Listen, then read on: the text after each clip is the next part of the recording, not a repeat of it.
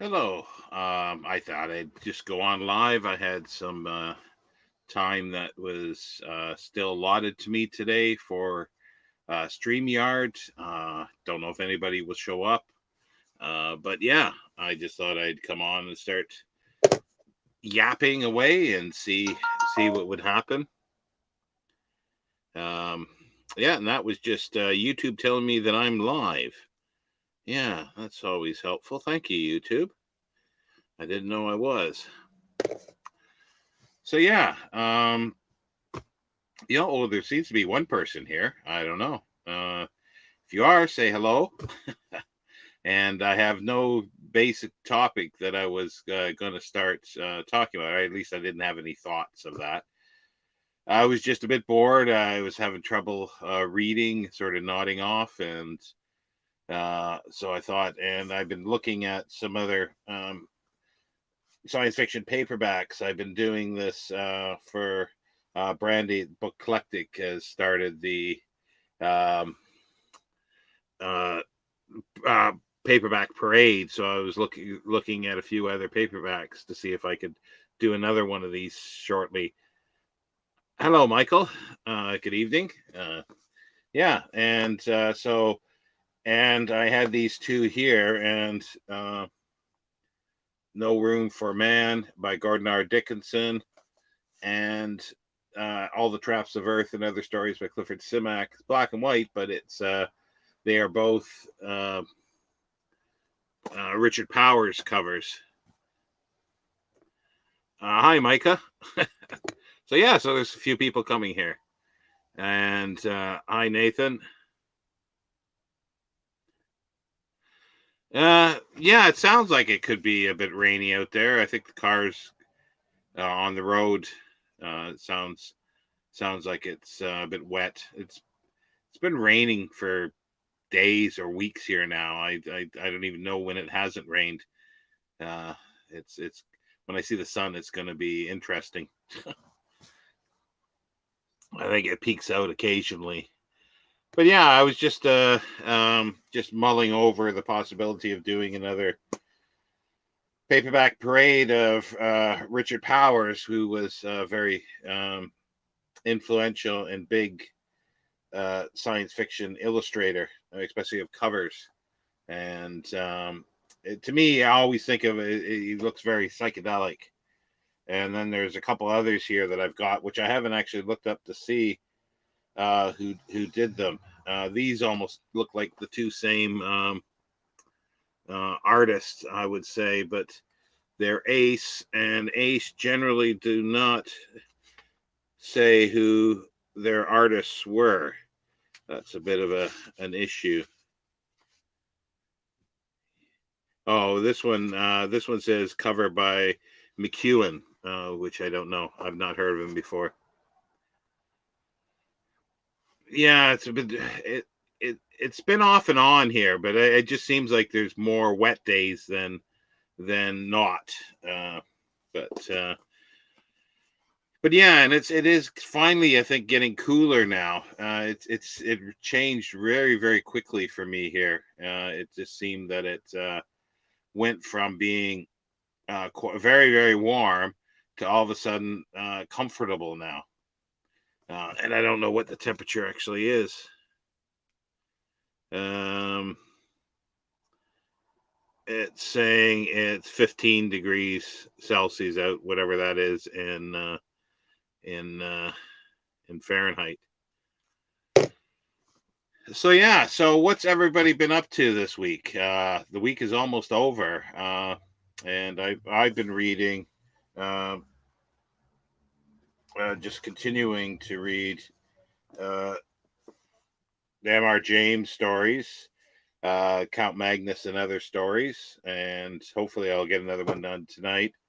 And I'm almost finished reread for the umpteenth time Down and Out in Paris and London by George Orwell for my the book club on the Patreon.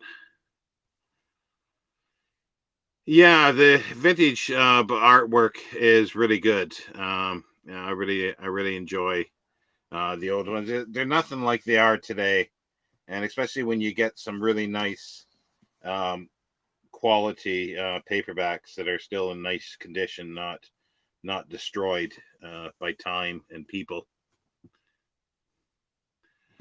Oh, have you actually been reading Lord Chesterfield's letters? That's cool. Yeah. I really enjoy them, and I'm going to have to start recording a few more.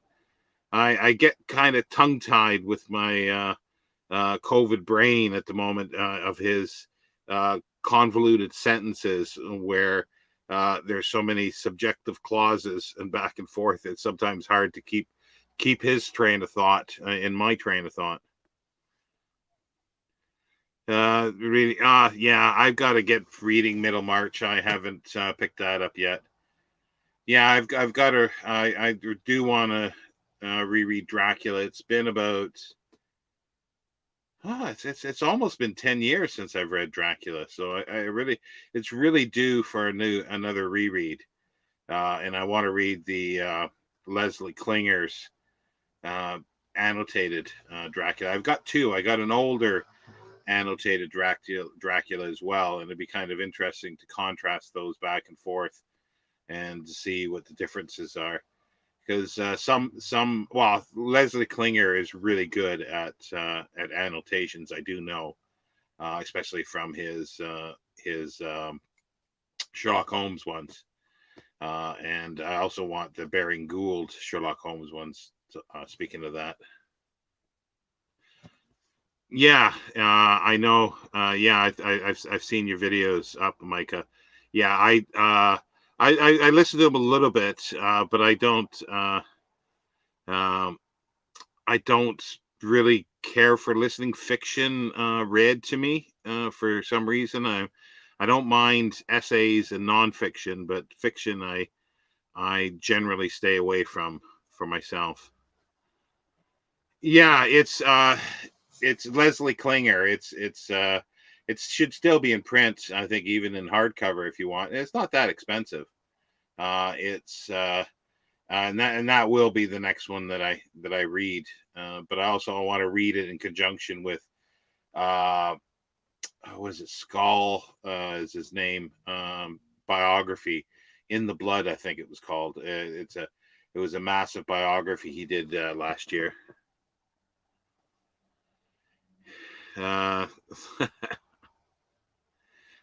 Yeah, you've got the link there, Mark. So whenever you can.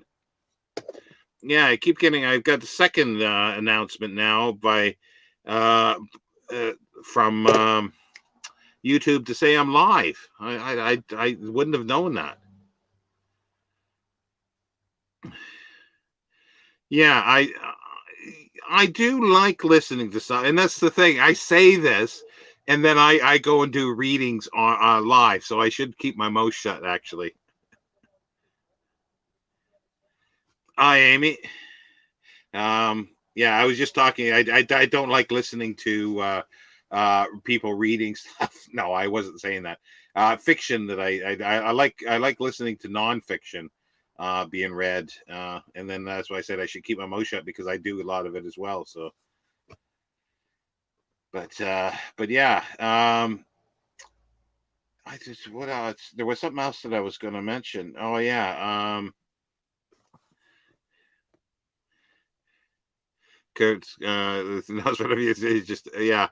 I don't know why. It's like, why do I get a notification to say that I'm live? Like, shouldn't I know that? Hi, Spectre.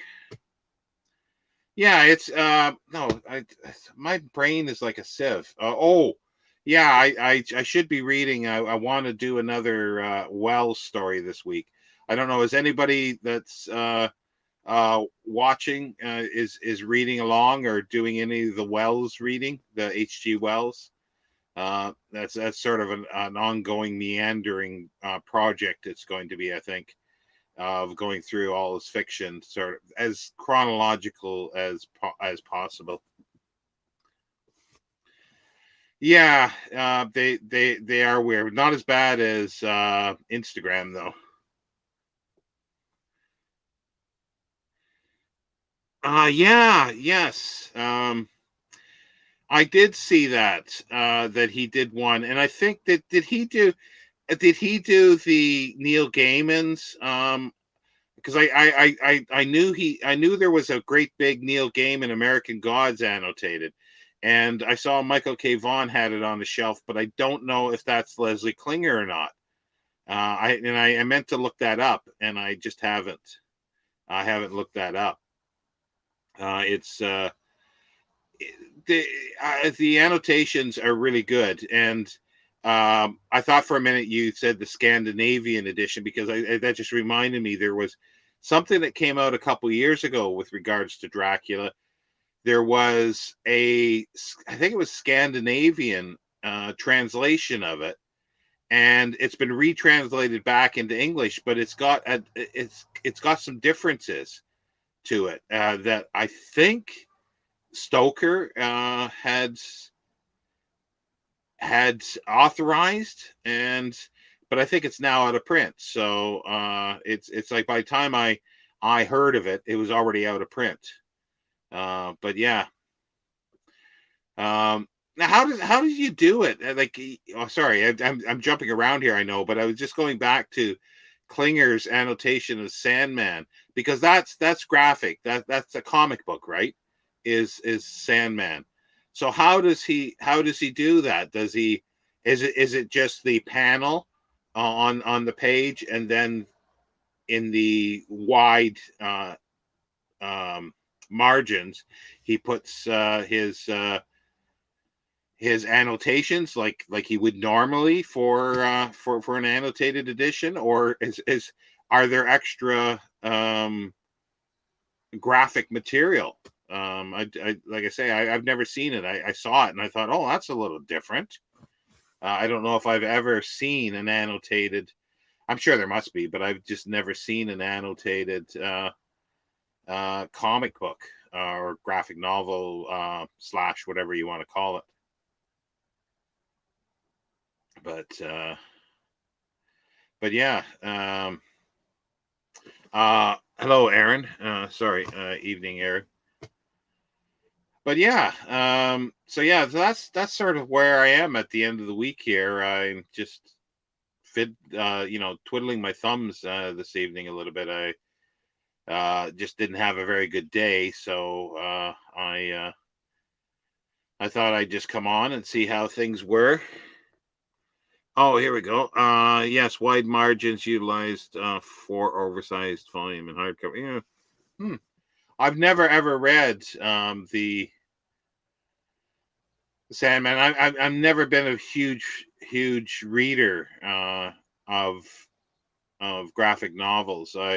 The only ones like I always say, if comics book is like, give me Scooby Doo and I'll be happy with Scooby Doo comics, the old Gold Key Scooby Doo comics. But I did enjoy the League of Extraordinary Gentlemen that Alan Moore did, and what was the one before that? Or is it all called the Extraordinary Gentlemen? I can't remember, because there was the first one that had to do with the War of the Worlds, and the reason why I love that is I just love the stuff he peppers through with the old pulp fiction and other fiction characters, and that's where that could be a really interesting annotated edition for that. I would think he'd be able to. Leslie Klinger or anyone could go to town on that, because there's so much references to the books that the characters are from, let alone stuff tangential stuff on the side, other material.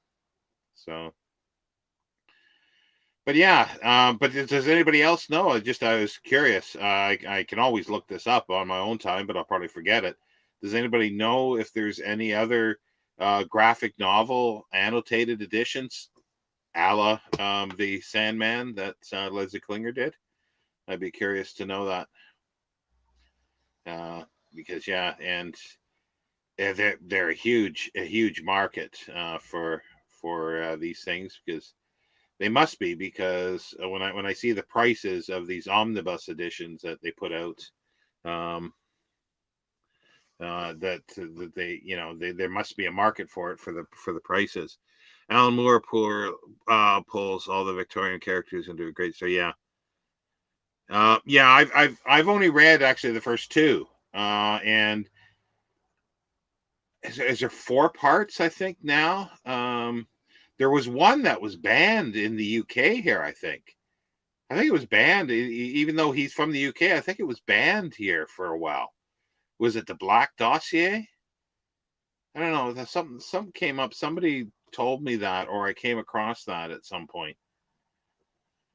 But I'm not like I don't particularly want to get a huge discussion about graphic novels or this kind of stuff, because I know nothing about graphic novels. As I say, Scooby Doo. Give me Scooby Doo comics, or sometimes the Archies. I used to read the Archies as well, digests. Um, and that's my extent of comic books. Oh, and no, that's not very true. There was the Bugs Bunny cartoon comic books that I read, I think, too, a little bit. So that's probably making everybody cringe that are into the superhero stuff or all this other material. I did get back into it a little bit. I started buying stuff in the late '90s, late '90s, because I really loved the cover artwork, and I started getting back into it because J. Michael Straczynski, that created Babylon 5, started writing comics, and he did Midnight Nation, which I enjoyed, and then he did a superhero one for himself. I think they were done for Dark Horse Comics. What's it called? I can't remember the superheroes one. And then he went on to do Superman, Thor, what else? Spider-Man, and I think he sort of did like all the above, like all the biggies. But I haven't kept up on any of that stuff. But yeah, no. Is there anything anybody wants to chat about, or that they're reading? Other, Mike is reading Dracula, which is fabulous. I guess we could. I think we talked about it a little bit. What's everybody's favorite Dracula film? Please don't say, Bram Stoker's Dracula, but it might very well be. Yeah, I've not read V for Vendetta or any of his other ones, so I don't know really that much.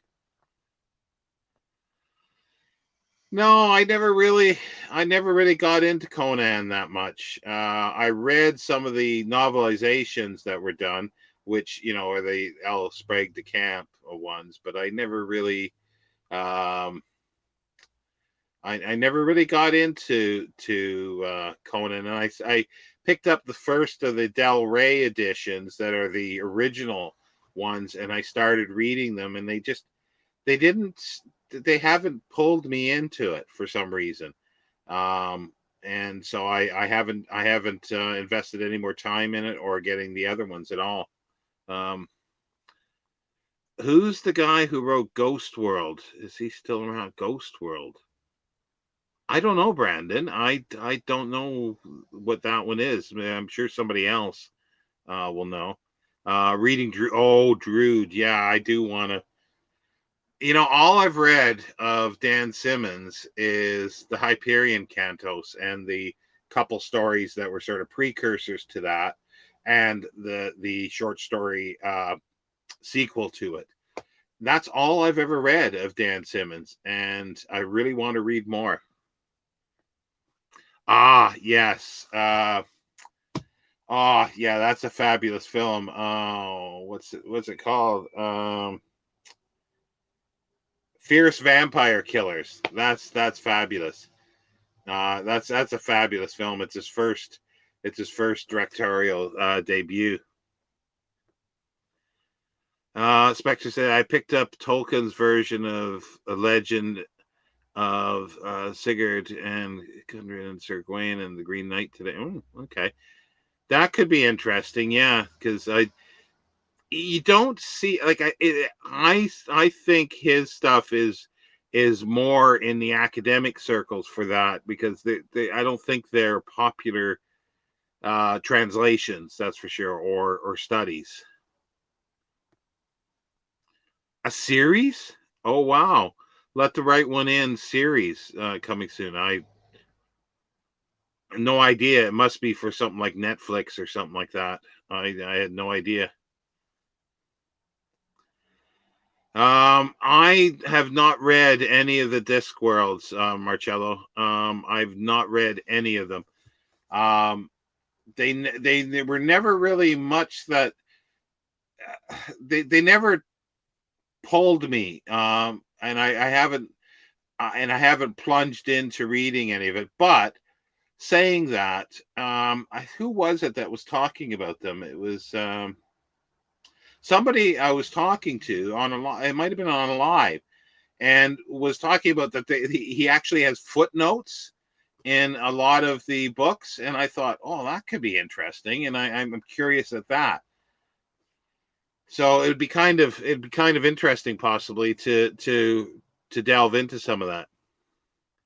The 1959 Hammer version, Dracula. Oh, yeah, 97. Yeah, it would. I'm glad you said it was a guilty pleasure, because it's definitely not up there in the quality of the Hammer films, period. But yeah, I can see how you like that. Yeah. Did you? Oh yes, as that. Yeah, that is a fabulous. What's it called? Shadow of the Vampire.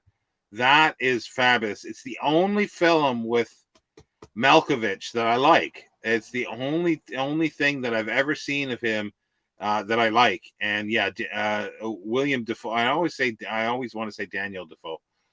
Oh yeah, William Dafoe as Shrek is just fabulous. Him sitting there clicking his fingernails together. That's just absolutely fabulous. Um, yeah, I like the first two Hammer Draculas. After that, they didn't quite work for me as much. But I have seen them, and I'd love to see them all again. But it's the first two I really like. I still every Halloween I pop in the Universal Bela Lugosi Dracula. It just has so much atmosphere to it, and Renfield is just so fabulous in that. What's his name? The actor, poor. He's I can't think of his name at the moment, but he's sort of was stereotype for sure.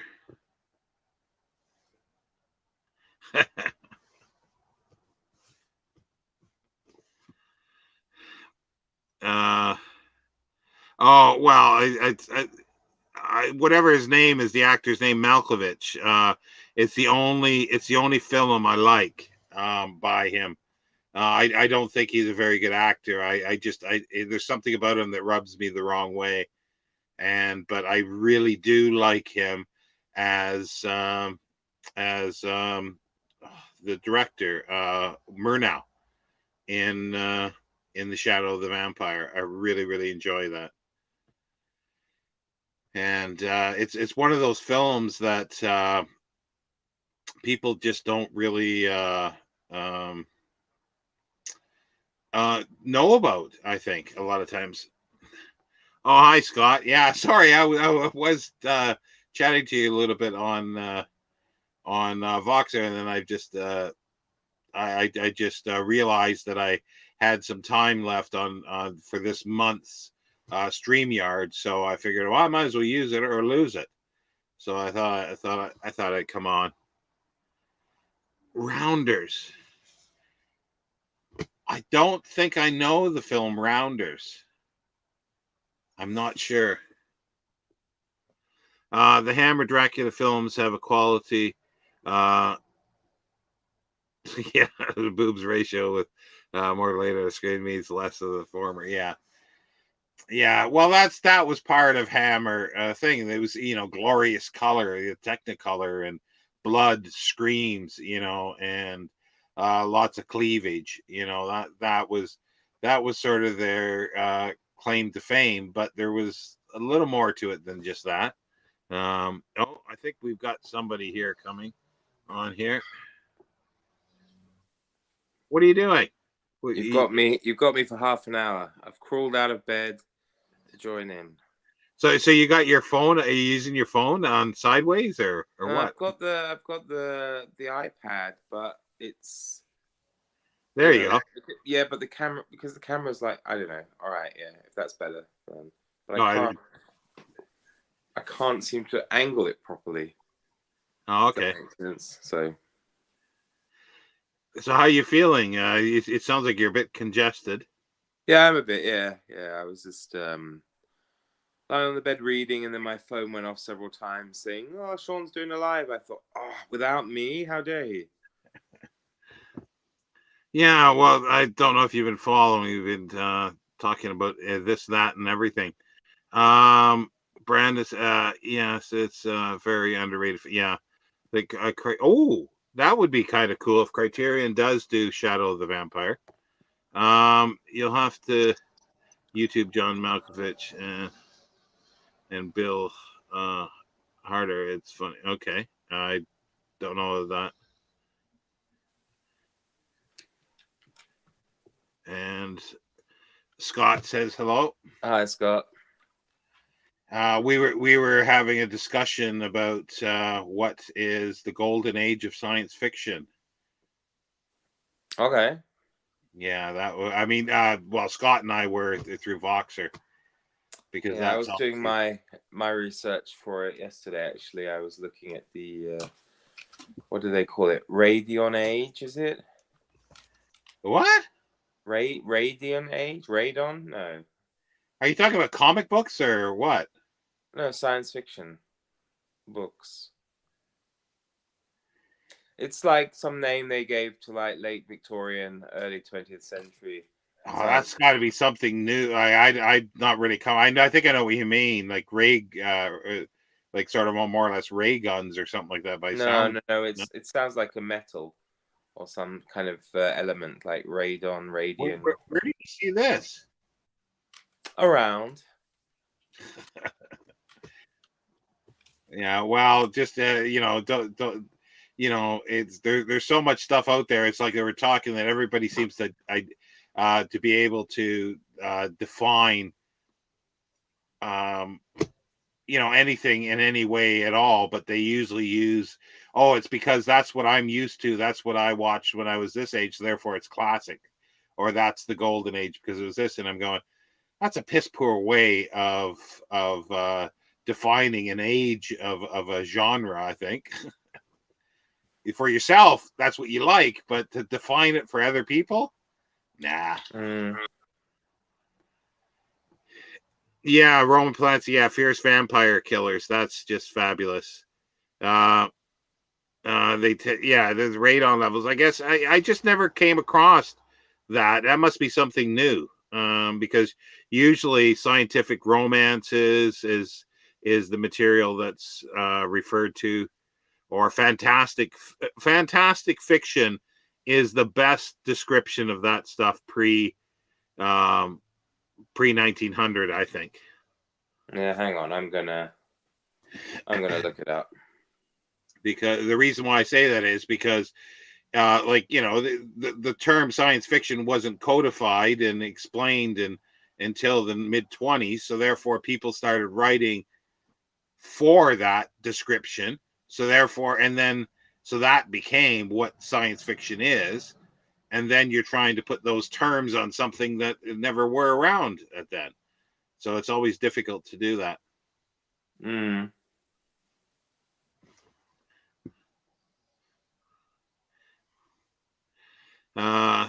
Yes, it's more for this is the Tolkien. Yeah, that's why I sort of figured that it would be more academic, but it could be very interesting. They call it radium age sci-fi. And who's calling it that? I don't know, just some list I found on Goodreads. Ah, Obviously, very scientific. yeah. Well, that's But what it is. I wouldn't. yeah, well, but I have to say the list is up my alley, so that's what I'm looking at for this New World's November. You know, when you've got H.G. Wells, Kipling, Chesterton, H. Rider Haggard, even, and their sci-fi books, you can't go wrong. Yeah. Well, you just went wrong there calling it sci-fi, but um, the thing is, yeah, it's just any of that stuff is going to be called. Like I say, there's so many terms for those, but I'd not heard that one before. I don't think, or at least if I have, it's never stuck with me. How does Steve always do this on his iPad? Because honestly, it's doing my head in. I'm in my bedroom rather than the living room, which is where I normally am. Oh, So. does he do it on the iPad? I thought he does it on his laptop, and I thought he just sits it on a cushion. I'm sorry, I'm just going to be really annoying and have it like that. That's fine. Has Mark been skipping ahead with reading Dracula? Oh, He might have been. You know, don't get me wrong. I love listening to Mike and Steve, but the problem is, I'm just too busy to wait for those slow coaches. So I have to read ahead. So I read ahead myself and then pre-record my chapters. So hopefully no one's going to mess it up. It's what happened a little bit with the Warden, because I thought, oh no, Steve wasn't going to do it. I'd already recorded my chapters, and I thought, and I'd read the others. I thought, I have to go back and do them again. But and especially, I pre-record things like, oh, I hope you really enjoyed Steve's reading yesterday, even though, of course, he hadn't done it. So it's just too difficult. I mean, they're so long. I mean, it's like half an hour minimum for the Dracula chapters. Yeah, so yeah. Well, that's actually not too bad. Actually, it's not actually too bad. How many actuallys can I get in a sentence? Actually, I could do almost 3 Pride and Prejudices for one Dracula. Yeah, well, wait, get a book that has no chapters, and then figure that one out. True. Actually, my Penguin, I think my Penguin, Robinson Crusoe didn't have chapters, or maybe it did. I don't know. I don't remember. Omnipotent Poobah. I've joined this just now. What's the consensus on science fiction golden age? Somewhere between Wells and Asimov, so between the wars. Well, that was the discussion that Scott and I were having through Voxer, and people do describe it as when they were 12 years old, and it's like, well, so it's anything they read when they were 12 years old. But to me, that's such a wishy-washy, useless thing. It's like, yeah, that's what you enjoyed, and that's what you will go back to. But if you're defining an era, that doesn't really work, in my opinion. So, and the traditional way was that it was basically 1938, 39, when John W. Campbell took over Astounding, and then to the early 50s when Galaxy started, because there was so much, because during that period, John W. Campbell had the stranglehold of science fiction. He changed it. He redefined what science fiction was, and everybody was writing it during in that way, because his was almost the only outlet that was doing quality science fiction. The rest of the stuff, like Amazing Stories, were still there, but it was more. It went strange. But so he was doing what was called mature science fiction, and during that period, from the into the 40s and into the early 50s, a fan could read everything that was being done at the time. So to me, that's a golden age, and it was 99.9% of everything was in those magazines, in those few magazines that were there.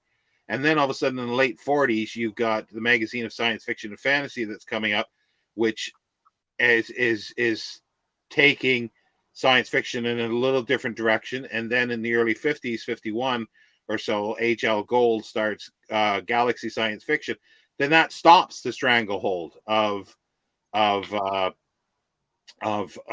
W. Campbell. And also during that time in the late 40s and into the 50s, publishers started publishing books and subverting and not the material didn't have to be in magazines anymore. It came out in book form and in paperbacks. And this I'm all talking about is American science fiction, because every country has their own different period. But you see, to me, that's the golden age of science fiction for those reasons, because everything after that changed. There were more outlets, and it was no longer this golden age, an age that you would think of, that everybody felt that they could actually read everything that there was and keep up with everything that there was. That's golden age to me. But then Robert Silverberg, because of the size of his ego, I think, he started in the 50s, so therefore the 50s are the golden age. Well, I was 12 in 1992, so that was the golden age. That's what people do say. A pity Edmund didn't write. Edmund Goss. Oh, That's yes, Edward sorry. Goss. Edward Goss or Edmund Goss? Edmund Goss, yeah. Now, I'm not too sure if he ever wrote about. He must have wrote something about. I was just thinking he must have wrote something about wells and stuff. But I'd be curious to see what he thought of that kind of material, because it was I was going to around. say, Micah, if you're still watching, you'll see Dracula. Leslie Klinger behind me. All of them are poor substitutions for the clip. I thought the best one was that Hal person. What's his name? You mean Harry Stubbs? Is it? I don't know. Yeah, Steve is the slowest reader on book 2. So we're going back. I'm sorry. I'm trying to catch up with these now.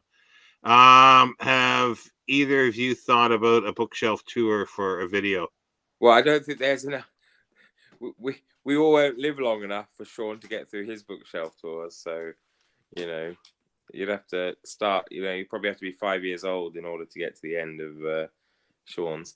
I've done a few actually. If you fancy checking out the back catalogue. So, yeah, I've done a lot as well. You both have a lot of material from the looks of it, yeah. There's a huge difference, believe me, between me and Sean, but I'm getting there slowly. But Scott asked, "Do I prefer Astounding or Galaxy?" That's Sophie's choice right there. That's Sophie's choice. Like asking you to choose a favorite child. Yeah. They're different. They're different, and I like them for various different reasons. It's really difficult. I think the early Galaxies, I suppose, probably up until Frederick Pohl took over, that I think they were really great. I think they were really, really great. Well, H.L. Gold pissed off Robert A. Heinlein, so that's a plus in his in his, it's a feather in his cap, I think. I guess I could read some of these. Which one's that? I can't. Challenger. Professor Challenger, yeah. That's a weird cover. Great, right? Well, I don't know. It's a weird. It's a strange. I that's why I couldn't figure out what it was for a second. Well, the other stories are more sci-fi, more SF, I would say, than obviously The Lost World. But yeah, it says classic science fiction series. So But yeah, no, I like them for different reasons.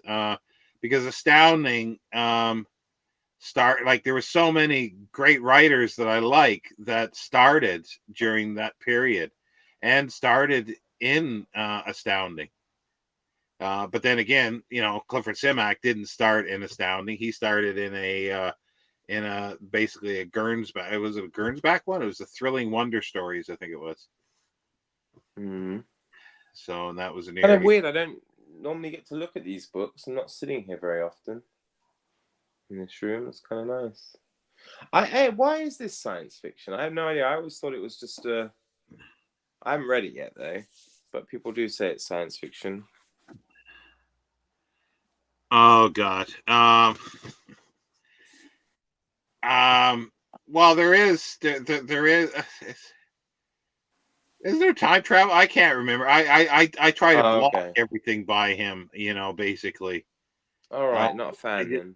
I have to reread his stuff, and that's one of the things that Scott and I were talking about, the new wave. So yeah, see, Elvis knew that was going to come. He knew I was going to say new wave, so he wanted to make a protest before it, or actually uttered it. At least it wasn't a dirty protest. Well, that I couldn't blame him either. We were talking about it the other day, and it actually is just next to me. Oh yes, yeah. I do have that. Yeah, I did a video on it. It was one of my early videos. You should read. You should read that out. What, read out a Covent Garden lady every day? Yeah. Mm. Here's a question for you. Spectre asks, do you guys have any favorite movie versions of Edgar Allan Poe stories? I don't think I've seen any. Have I?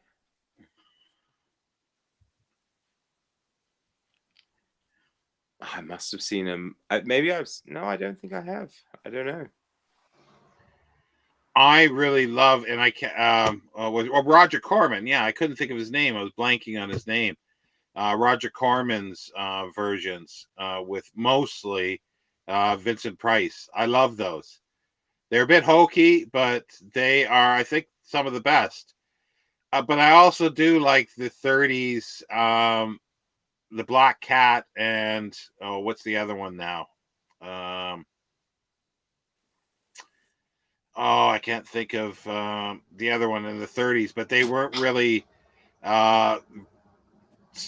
They're warped, but they're not really Poe. very loosely, I guess. And yeah, the Mask of the Red Death with Vincent Price. Yeah, they're all just fabulous. Poe wrote mate.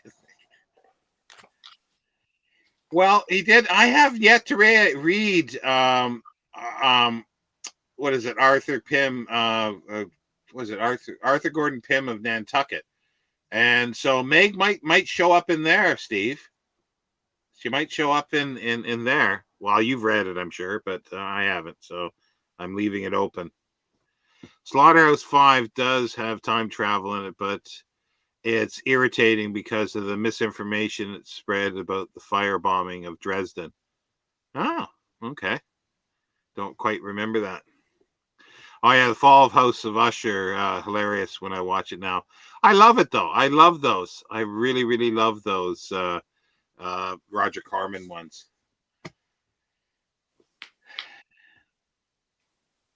Sorry, I've been distracted. I'm reading one of the entries to the good old days. Well, yeah, but it's terrible. I mean, he's I guess this woman's Jewish, right? And the entry just goes, the religion of the Jews will not permit them to eat pork or feast with Christians.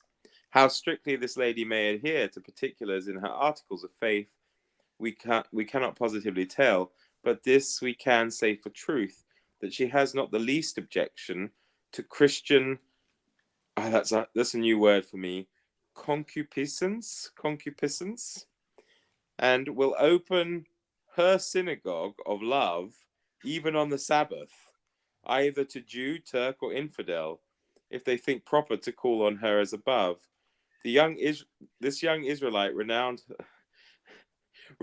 her Levitical friends for the sake of a Christian who gave inward proofs of a new faith, which were so convincing to her that she has continued a thorough Orthodox convert ever since.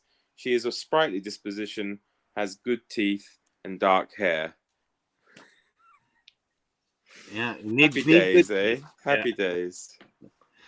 Yeah, Steve is the Boston Blitz. Okay. And the read aloud craze is sweeping book too. Is it? Okay.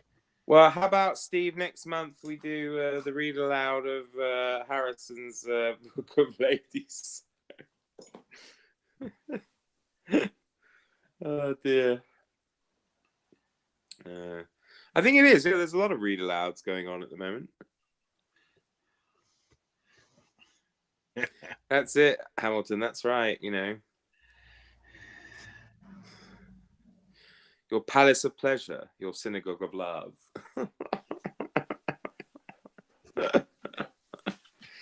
Oh dear, oh dear. My copy of that is I probably will be able to. No, actually, it's probably with my. It'll be with my London books. Yeah, because it is a great thing. I guess. I mean, it's horrific, of course. I mean, it probably was a terrible, you know, obviously thing to be part of, really. But it is interesting for us today to look through it, especially as the entries, of course, are quite short. So, you know. Well, you also realize that, you know, nothing's changed through time. No.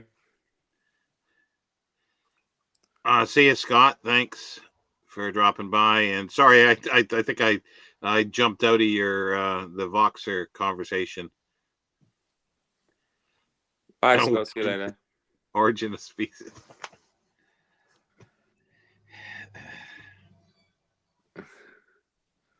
I don't know. I haven't even thought about it yet.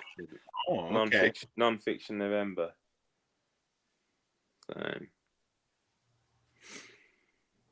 I didn't know there was a non-fiction November. Okay, I'm learning something new here. Yeah, it's in April. It's in April, yeah, okay. A wanton widow of middle size, black eyes, plump maid, and her skin good. It's nice to know. Yeah, well, those will be actually probably quite tame for some stuff. Well, sometimes it says, you know, without pox and stuff like that, and I thought, well, that's good.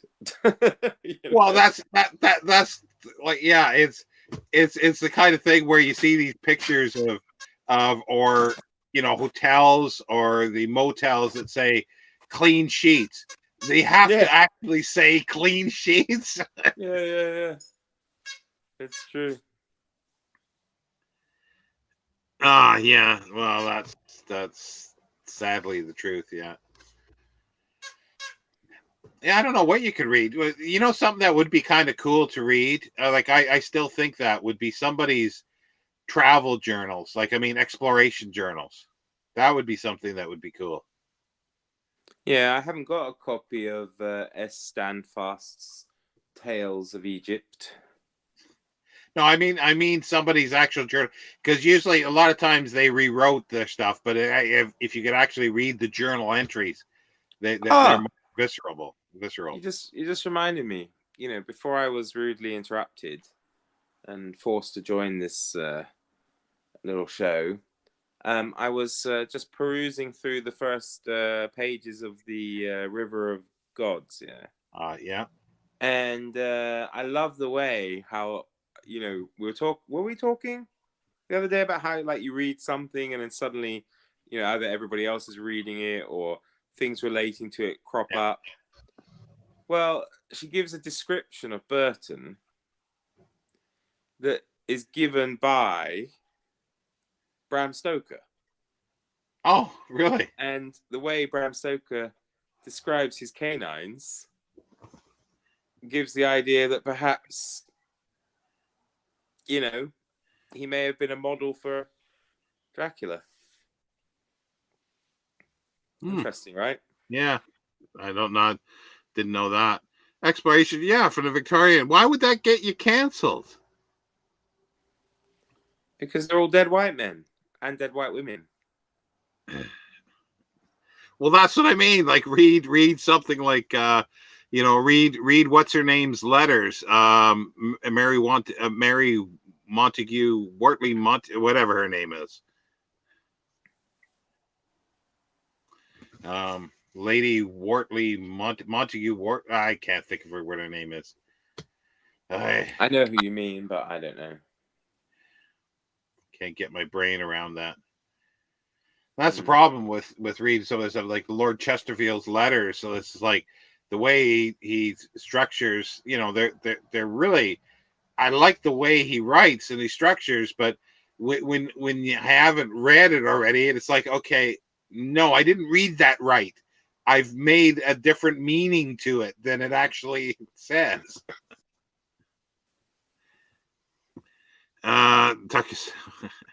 The Journal of Steve Donahue's Trek into Darkest Maine in Search of Deb.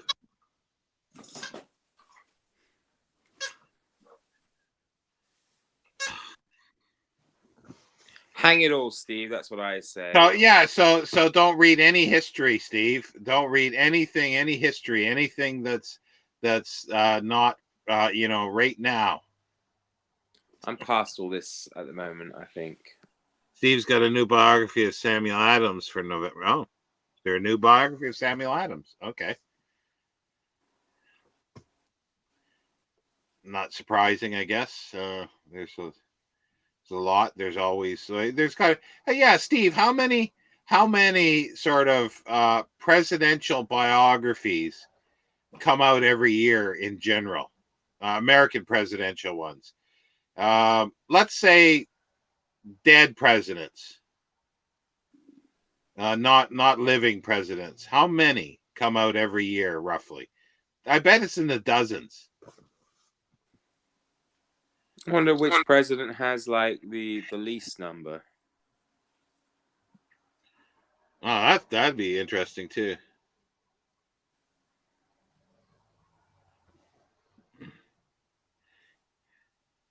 Schiff. Oh, okay. New Stacy Schiff's.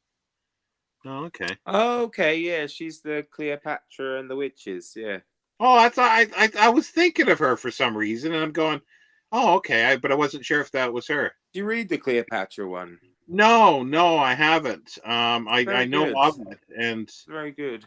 I've got her, the witches one, and that's very good. I haven't read it all, but I liked what I've read. For mainstream presses, easily a dozen every autumn. Wow. That, and I wonder in contrast, although Samuel Adams was never president. Yeah. But it made me think of presidential biographies. And I wonder, contrasting, how many British sort of monarch type biographies are there, or / prime minister biographies? I seem to think that there wouldn't be as many, but you never know. I mean, it does impress me for a country that has, relatively recent European history in America. In America, I mean, their output is prodigious. Yeah. I mean, what have they got? 200 years, 300 years of European history, and yet they do so much. So yeah, William G. Harding must be a candidate for the least, along with Harrison. Now, Micah had a book the other day, or maybe it was actually a couple of months ago. I don't remember, but I really want to read it. It's a biography of the Empress Maria Theresa, because she came up today in one of my lessons, and I was thinking, yeah, I remember seeing that book, and I really should read it, because she's quite well revered, and we were checking today that they had their first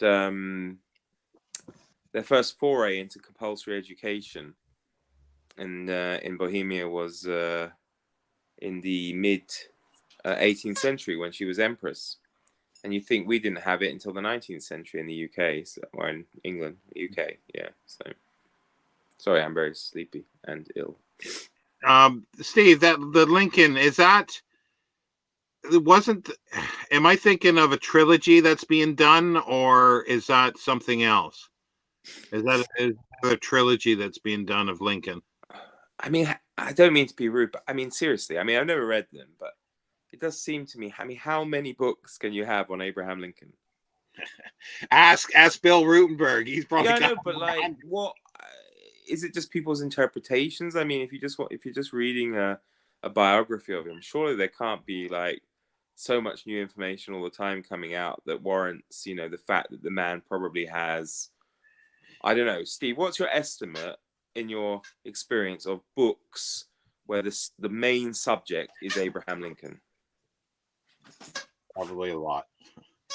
But I mean, yeah, it must be in the thousands, you know? well, it goes back to the conversation that Steve had with Jason about, there's diminishing returns. Like, it's the same stuff over and over. It's like I've got these like 40 or 50 books on, South Africa and the Zulu Wars. And there's some of those I read, and I know when I go through those, they're going to be dealing with the same material over and over again. Yeah, And Zulus, thousands of them. yeah, but it's the kind of thing with that um with what am I thinking here? Oh, like it was Jason was talking about the Napoleonic Wars. It's like, if it's popular, it's only gonna, I think it's gonna have the same material and over. Oh, so it's, yeah, that's right. Yeah, the Sidney Blumenthal's doing a multi-volume life of Lincoln. Yeah. See, but well, then why is somebody else, like? Do we really need another one by somebody else doing Lincoln? It's like, is the interpretation so different um, that it warrants something like that? And you kind of wonder. Well, I mean, and when it gets into multi volumes and stuff, I mean, he wasn't super long lived, was he? But I'm thinking like, what detail do they go into? I mean, is it purely just discussion or what? I don't know. It's true, yeah, you're right, Gareth. I mean, that's it. There's so much Hitler, Stalin, Lenin, Stacey, yeah, tens of thousands of books. Yeah, it's like, yeah, who has the most books? Like, who has the most books written of him? Is it Lincoln? Is it Hitler, the little short dictator? And he wasn't Napoleon. Thank you. I had to say something that was so easily understood. But it is a good question, actually. I wonder which figure does have the most books written about them. Yeah. So yeah, I don't know this one. See, I haven't read too much. I still like Carl Sandburg's. But see, the thing is, I haven't read the Tens of Thousands. I might have read 4 biographies of Lincoln in my life, and out of those, and which isn't many at all. But I really like Carl Sandburg's, and I'm sure it could probably be picked apart if somebody wants to historically, but I really I liked the language. I liked reading it. It was enjoyable to read, and I don't think it's that bad. I don't know. Steve would probably know better than me. So yeah, so the David Herbert Donald's biography of Lincoln is worth a read. My first year of the history degree was all about historiography. That's a fascinating subject, and how every historian has their own take on it. Yeah, but do they really? And that's the other thing, that a lot of historians, like it's when you look at sort of Victorian British historians, a lot of them had it's like, even though they wrote these massive histories, they fall into 2 or 3 camps. And I think that's probably what a lot of historians do now. Unless you cannot have tens of thousands of different takes on the life and things of Abraham Lincoln. So Wikipedia says 16,000 Lincoln books have been published. Bloody hell. So that's it, There's Sean. no If you're going to way. write a book about Abraham Lincoln. Okay, Doesn't matter so what you put in it. have they written about probably his teeth? I'm sure they've probably written about his eyelashes. Somebody's probably done a treatise on his eyelashes and everything. Well, actually, I'm going to write my book about Lincoln's assassination being faked, and instead he runs away with Charlotte Bronte, who also faked her own death, and they marauded through London working as Jack the Ripper. So there you go. Jesus wins hands down if you count him as historical. Yeah, probably written about. Yeah, because if you add in, yeah, I didn't even think of that. If you add in all the theological, there's mountains. But then, are you counting only Jesus, or you could count God in that as well? Surely. Yeah. Oh, well, there you go. God, yeah. You got there. Also, the Holy Ghost and any of the three will be acceptable. Yeah.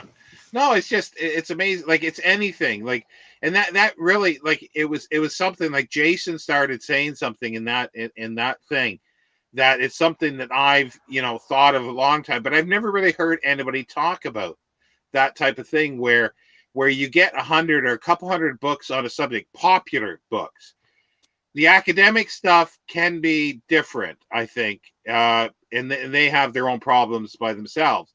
But when you get 100 popular books, and not even that amount on one subject, they are going to be repetitive, regardless of how they do things. Sometimes they will concentrate on certain aspects of the life, and you might get a little more detail, but it's still covering the same ground. It's plowing the same furrow. See, now I have to wonder which president would be second, and it's probably going to be Kennedy or Washington. Yeah, it's kind of hard to. Yeah, whether or not. Even so, even if a quarter of them. Sorry, I mean, we don't actually know if Lincoln is number one. We're just assuming he is, actually. Yeah. Have they written about Lincoln's vampire slaying yet? Oh, go back here. Jumps. Of course, you shouldn't count Jesus as historical, but that's a subject for another rant. I'll tell you what, Steve. I'm going to bed, back to bed. So if you want to jump in my place, I'm sure Sean would love to have you ranting about that on his channel. Yeah, if you want to, Steve, just send me a thing and I can forward on. If you only get one book about our 16th president, make it Killing Lincoln by Bill O'Reilly. Don't know the book. I think I know the author, though. Bill O'Reilly. Yeah, sounds like a joke name. Like I think he's that guy from Fox News, isn't he? Okay.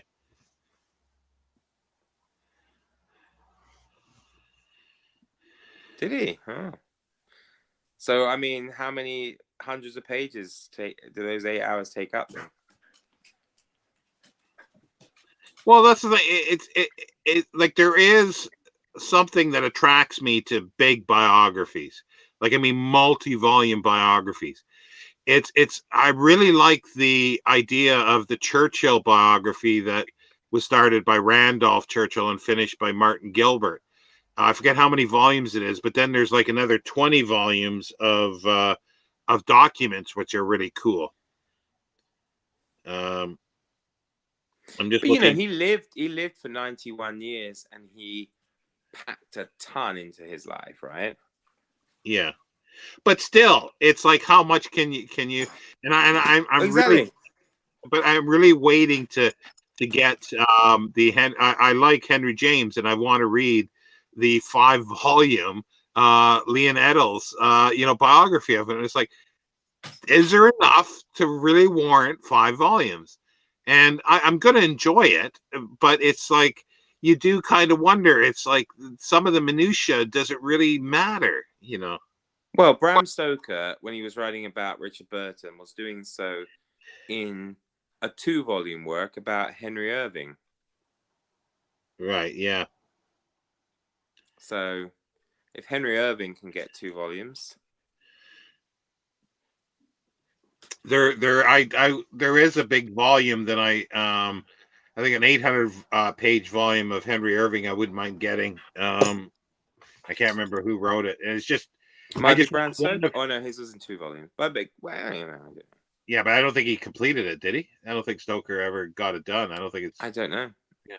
But like I want one biography, a pretty good biography of Irving, and I want one of Ellen Terry, and that's it. That's all I need, and maybe one about the theater, and that's about it. Oh, I'm behind here. I've sent Steve. I've sent you a link if you want to. I wonder how many books we get on the history of booktube. Oh, I've got a question for you, actually, Sean. Before I go to bed, I only found it out today. Who was the first Hercule Poirot? who was? Oh, it's an American. I'm sure on radio there was an American guy. No, it predates radio. Oh, It was theater. oh, But the okay. actor Don't know. is very famous. I don't know. I didn't know till today. Charles Wharton. Really? Yeah. Yeah, I was watching the documentary called Being Poirot with David Suchet, and he was going into the history of the character. And said, yeah, first appearance of Poirot came on the stage in what the hell was it called? Alibi, I think it was called, which is a kind of version of the murder of Roger Ackroyd. And Poirot was played for the first time by Charles Wharton. There you go. Well, it's like the guy who played Dracula, first of all, authorized in the 20s.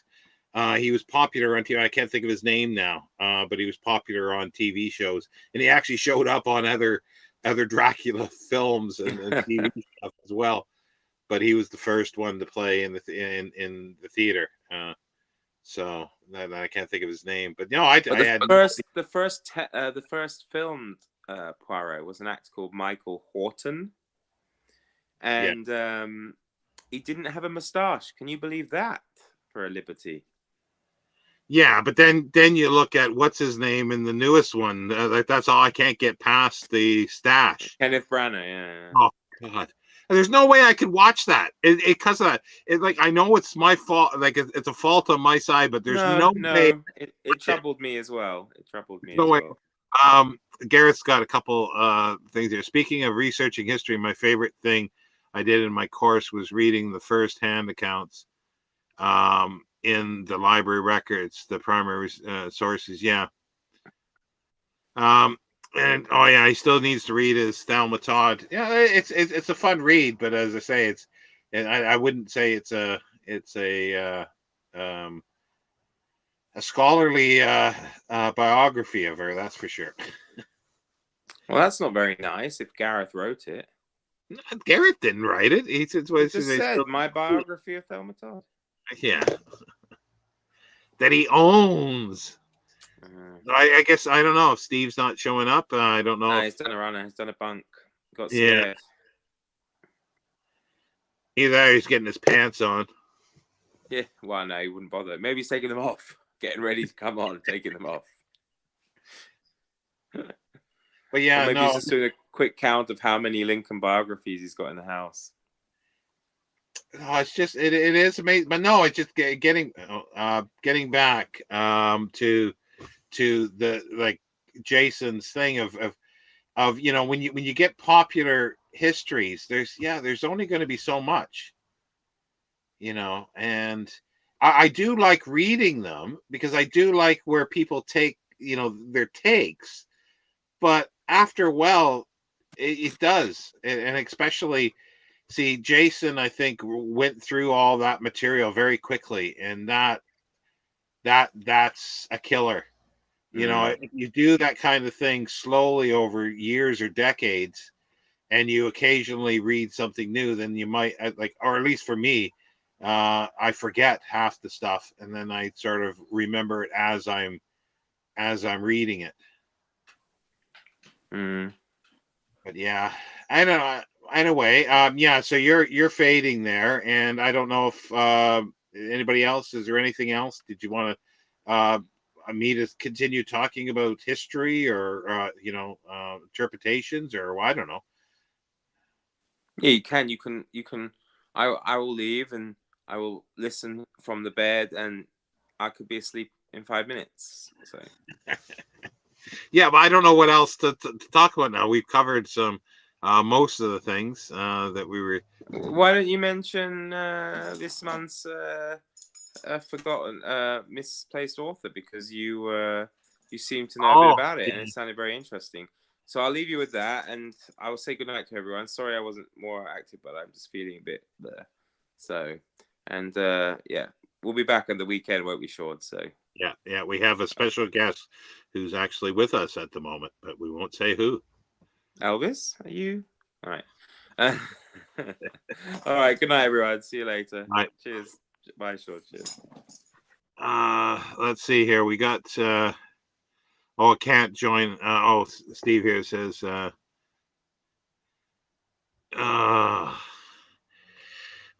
we won't say the name necrophilia, Steve. We just won't say that here in Mixed Company. Book review time. I really like to read the about the author when they put that in the books. Yeah. It's usually it's advertising bump in many ways, but it does make you wonder at times. Like I pick up and going, well, why did this person write this book? What are you? Yeah, we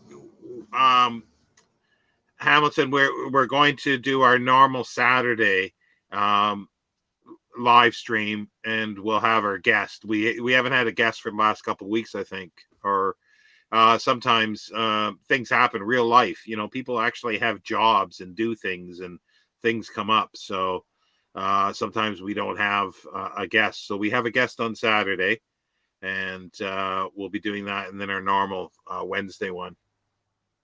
But yeah, no, Mark was mentioning about the misplaced authors, or forgotten authors, and it's one of these things that we've been doing every month. It's more sort of a Voxer group. There's a few of us just sort of picking up older authors that aren't really read much anymore. And one of them is Frank Norris. This month is Frank Norris. It came up because of McTeague, which is his big 1899, I think, published somewhere around then. Novel about San Francisco and greed, and that's where it was made into a fabulous silent film by Eric von Stroheim called Greed. And so that's this month's, and he didn't write too much. Steve, I'm sure, is familiar with Frank Norris. I don't know what you think of Frank Norris, Steve. I really like his writing. It's and yeah, I don't know what else to say. I don't know much about his life at all. I've never read a biography of Frank Norris. But yeah, that's where we're sort of at with that one. And we kept on. We wanted to do more things with regards to radio and silent film, but that really hasn't worked out too well for a number of reasons, to get sort of things together to do videos. And my health has been up and down so much, and recently, and with Mark back at he's one of those people that do that, the 4-letter word work, that's just horrible, and it doesn't leave a lot of time to do other things. So anyway, I think I will sort of end the live there, unless there was any other questions. I'll stay on for another couple minutes to see, but I'm starting to fade here myself a little bit because my sleeping has been in what I call sleep has not really worked out too well the last couple of weeks. Anyway, we will be back on Saturday, as I say, with a special guest. So, but yeah, and Yeah, keep reading, and I hope you have some good reading plans for the weekend. And Steve mentions Hal Clement there, and I'll mention about that because uh, Brandy at the Book Eclectic has started which I'm sure is going to happen every year. I'm sure it'll happen for a while. Is Hal for the Holidays, and it's reading Hal Clement every for November, December, and January. And he's a hard science fiction writer that doesn't get much look in these days, at least on BookTube. So that'll be fun rereading him. And I'm actually thinking of spending those 3 months just reading science fiction because we will have New Worlds November that's back in November as well. And that's by the Bookish Bryants.